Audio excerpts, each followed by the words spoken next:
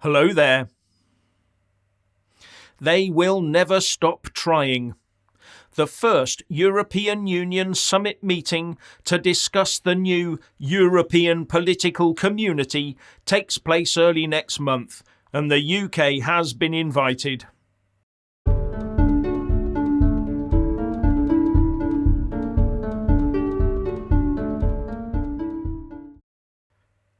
Now, if you haven't already done so, please do subscribe and then like and comment below.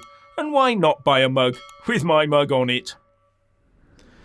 So it looks like the French President Emmanuel Macron has gained enough support for his idea of a European Political Community, or EPC.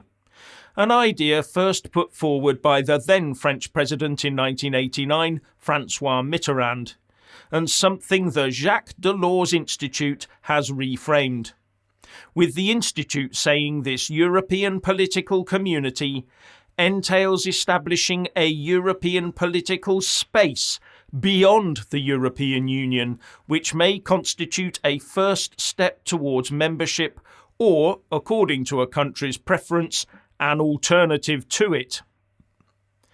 So you join the EU light and then join the EU proper once you qualify.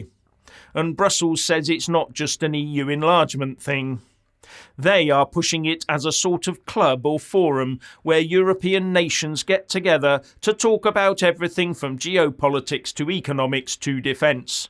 From the UK to Ukraine, as the French president put it. And there will now be a summit meeting to talk about this on the 6th of October in Prague, the capital of the Czech Republic, that currently holds the EU 6-month rolling presidency. And it's reported that Liz Truss has received an invite.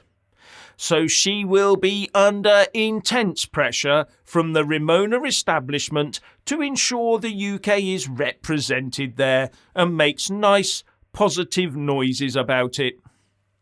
But when she was Foreign Secretary under Boris Johnson, the now Prime Minister Liz Truss said in June that Boris Johnson hadn't expressed any interest in joining it. And she went on to tell the Foreign Affairs Select Committee that the UK was looking to the G7 as our economic partnership and NATO as our defence partnership going forwards. And when asked if she bought into this Macron vision, Truss simply replied, no. But having received this invite, the UK civil service will no doubt advise her not to snub our EU friends and partners, effectively forcing her along to take a gander, and in the process giving the whole thing legitimacy. Something the Ramonas would dearly love to see. Now, what bugs me is that right now the EU is taking aim at one of its member states, Hungary, with a view to shaving 70% off of Hungary's EU funding.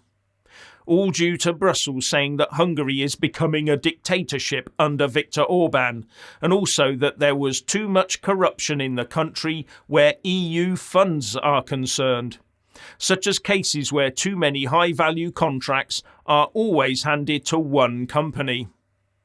I didn't know they had a Hungarian version of Serco.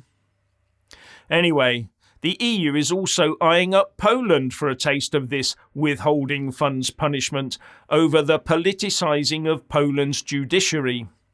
And they've yet to see what will happen with Sweden's new right-wing government, and what might happen if Italy votes in a right-wing government as well in their upcoming elections, something that looks a distinct possibility.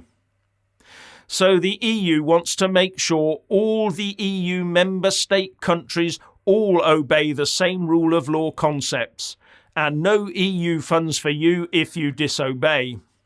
Although, as we all know, EU funds is just recycled member state money. But what the Commission has done is invite the leaders of the 27 EU countries, Switzerland, the 3 members of the European Economic Area, the UK, Ukraine, Moldova, Kosovo, Georgia, North Macedonia, Albania, Serbia, Montenegro, Armenia and Azerbaijan, In fact, they might invite up to 44 countries, and showing a large dose of EU hypocrisy, as some of those countries have worse records than Poland, Italy, Sweden or Hungary. Azerbaijan being one. You won't get much input talking about human rights or stopping child labour with them. And Russia is building a large military base in another of them, Armenia, and part of Moldova, the Transnistria area, is controlled by about 2,000 Russian troops. And don't even mention Ukraine. As I see it, this will be yet another club that soaks up our time, money, defence resources and political effort, while it looks to influence UK foreign policy and get us back in the EU area of influence.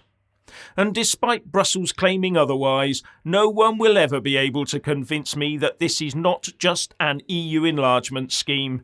And no one will ever convince me that the UK Ramona establishment wouldn't use it as a route to rejoining the EU. The Labour leader Keir Starmer would no doubt already have the flight booked and be hailing it as a new chapter in our relationship with the EU if he were the Prime Minister. So if Liz Truss does accept this invitation, it will send out all the wrong messages about global Britain, and the Ramonas will dance in the streets.